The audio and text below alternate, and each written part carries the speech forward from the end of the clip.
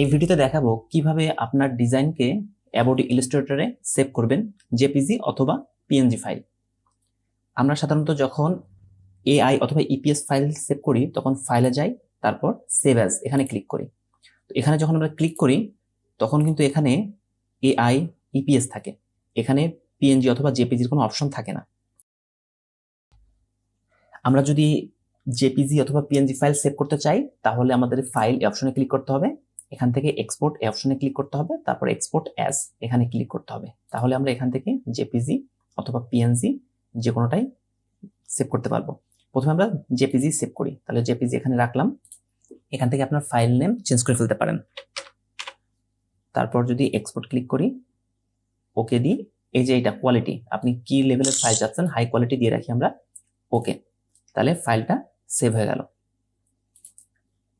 এই যে আমাদের ডিজাইন কিন্তু জেপিজি ফরম্যাটে সেভ হয়ে গেছে। এখন একটা কোশ্চেন আসে যে একদম এই যে উপর পর্যন্ত কেন সেভ হলো, এই উপরে কোনো জায়গা থাকলো না কেন?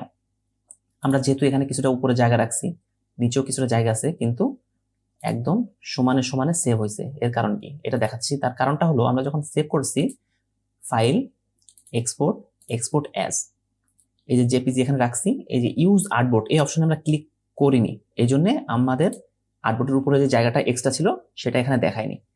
এখানে যদি আমরা এখন সেভ করি তাহলেই বুঝতে পারবেন পার্থক্যটা। ওকে ওকে,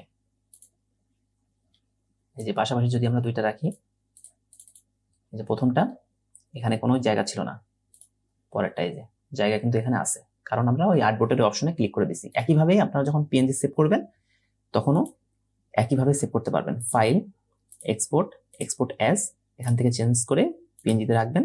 যদি আর্টবোর্ডের এটা দিতে চান তাহলে দিয়ে দিবেন ক্লিক, আর যদি না দিতে চান দিবেন না, এক্সপোর্ট ওকে।